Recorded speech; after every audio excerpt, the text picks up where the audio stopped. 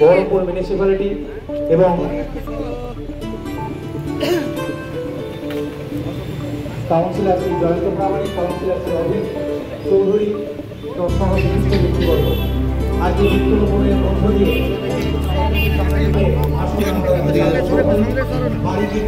আমাদের চেয়ারম্যান যে পথ দেখাবে সেই পথ অনুসরণ শরীরের যেভাবে যত্ন নিই সেই ক্ষেত্রে যত্ন নেব। আমরা সবাই মিলে একটা শক্তিশালী সমাজ। 5ই জুন বিশ্ব পরিবেশ দিবস। এই পরিবেশ দিবস পালন করলো বহরমপুর পৌরসভা। মাতৃস্নেহে পরিবেশকে রক্ষা করুন, এইবার বার্তাই দিলেন বহরমপুর পৌরসভা।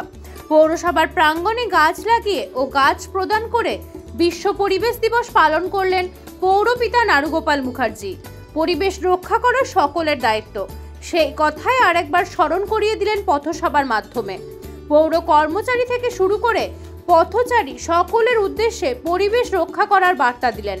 গাছ লাগানো, প্লাস্টিক ক্যারি ব্যাগ ব্যবহার না করা, এই সকল বিষয়গুলি আবার তুলে ধরলেন তিনি জানান, 5ই জুন তো ওয়ার্ল্ড এনভায়রনমেন্ট ডে এবং সেক্ষেত্রে পৌরসভার দায়িত্ব আছে, আমাদের পশ্চিমবঙ্গ সরকারের দায়িত্ব আছে।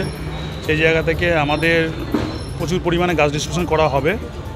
যেহেতু এটা বৃক্ষরোপণ উইক আজ থেকে শুরু হলো, আমরা এখানে সরকারি প্রোগ্রাম করলাম, যে পশ্চিমবঙ্গ সরকারের যে নির্দেশিকা ছিল মাননীয় মুখ্যমন্ত্রীর পক্ষ থেকে প্রতিবারই করে এবারও করলাম।